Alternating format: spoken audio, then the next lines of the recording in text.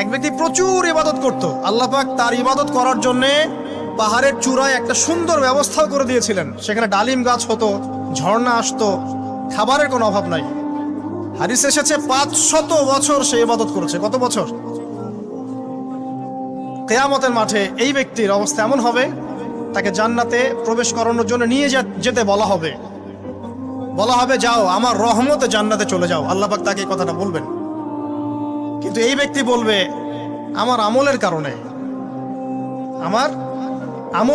আল্লাহ পাক বলবেন আমার রহমতে জান্নাতে চলে যাও। ব্যক্তি বলবে আমার আমলের কারণে। আল্লাহ রাব্বুল আলামিন তখন তাকে দেওয়া সমস্ত নেয়ামতগুলোকে এক পাল্লায় করবেন, আর তার সমস্ত আমলকে আরেক পাল্লায় করবেন। তারপর দেখা যাবে আল্লাহর সমস্ত নেয়ামত তার একটা চোখের সমান হয় নাই। কথা কি বুঝতে পারছেন? একটা চোখের যে নেয়ামত